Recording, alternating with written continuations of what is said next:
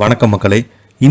இந்த வீடியோவில் நம்ம என்ன செய்தி பார்க்க போகிறோம்னா, 4 சூப்பர் ஸ்டாருடன் ஜோடி போட்டவர், 400 நாட்கள் ஓடிய படத்தில் கதாநாயகி நடிகை கனகா இப்போது எப்படி இருக்கார் தெரியுமா?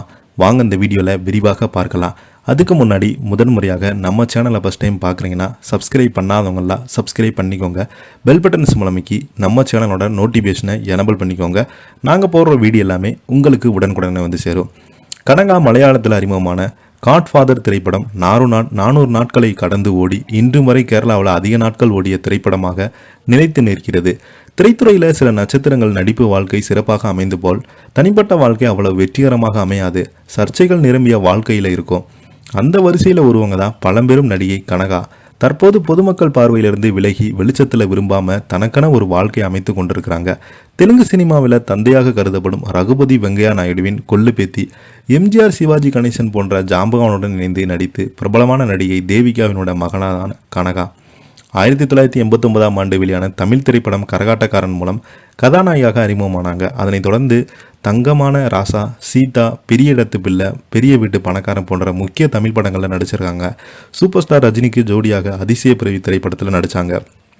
அவரது நடிப்பு வாழ்க்கை உச்சத்தை எட்டியது. 1991ஆம் ஆண்டு சித்திக் லால் இயக்கத்தில் மலையாளத்தில் அறிமுகமான காட்ஃபாதர் திரைப்படம் மூலம் தான் இயக்குனராக அவதாரம் எடுத்தாங்க. அடுத்த ஆண்டே மீண்டும் சித்திக்லாவுடன் இணைந்து மோகனன் நடித்த வியட்நாம் காலனி திரைப்படத்தில் கதாநாயகியாக நடித்திருந்தாங்க.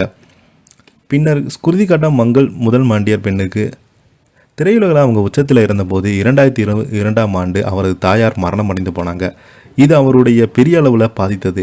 தாயினுடைய இழப்பால் அவர் துயரத்தில் இருந்தபோது அவரை விட்டு பிரிந்த வாழ்ந்து அவரது தந்தை தேவதாஸ் மீண்டும் அவர் வாழ்வில் நுழைந்தார். அவங்க கனகா தான் தன் தாயின் உயிரை மோசடி செய்ததாக குற்றம் சாட்டியிருந்தாங்க. 2018ஆம் ஆண்டு ஒரு ஆன்லைன் தமிழ் ஊடகத்திற்கு அளித்த நேர்காணலில், என் அம்மாவின் வாழ்க்கை சீரழித்ததும் என் அப்பா தான். என் வாழ்க்கை எல்லா துயரங்களும் அவரை பொறுப்பு. என்னை பற்றி தவறான செய்திகள் பரப்புவதும் அவர்தான். நான் மனநலம் சரியில்லாதவென்று, என் அம்மா ஒரு விபச்சாரி என்றும் சொல்லுவாங்க. நான் போதை மருந்துகளை பயன்படுத்ததாகவும் கூட அவங்க கூறினாங்க.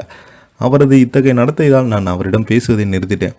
என்னை கடத்தி சென்று விடுவாரா என்ற பயத்தில் என் அம்மா 6ஆம் வகுப்பு வரை மட்டுமே படிக்க வைத்தாங்க. நடிப்பு குறித்து எனக்கு அம்மா ஆதரவு கொடுத்தாங்க. இறப்பதற்கு முன் நிறைய கஷ்டப்பட்டாங்க. கனகா தற்போது தனது சென்னை வீட்டில் வெளி உலகத்துக்கு தொடர்பு இல்லாமல் தனிமைப்படுத்தப்பட்ட வாழ்க்கையில் வாழ்கிறாங்க. 2 ஆண்டுகளுக்கு முன்பு கனகா வீட்டிற்கு சென்ற அனுபவத்தை நடிகை குட்டி பத்மினி பகிர்ந்து கொண்டது மூலம் ரசிகரிடம் அவங்க வாழ்க்கை பற்றியும் அறிய வாய்ப்பு கிடைத்தது.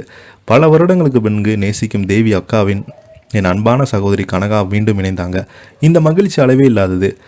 என்னிடம் இதற்கு முன்பும் நாங்கள் அங்கே சென்றாலும் வீடோ வழியோ சரியாக ஞாபகம் இல்லை. பலத்த மழை பெய்தது. நிறைய தேடி கடைசியில் வீட்டை கண்டுபிடிச்சோம். வெளியே தேவிகா என்ற இறந்து பலகை பார்த்ததுமே அவங்க தான் சரியான வீடு என்று தெரிந்திருந்தாங்க.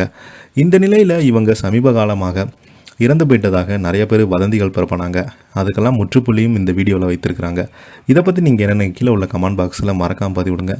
இந்த வீடியோ பிடிச்சிருந்தால் லைக் பண்ணுங்கள், ஷேர் பண்ணுங்கள், கமெண்ட் பண்ணுங்கள். நன்றி, வணக்கம்.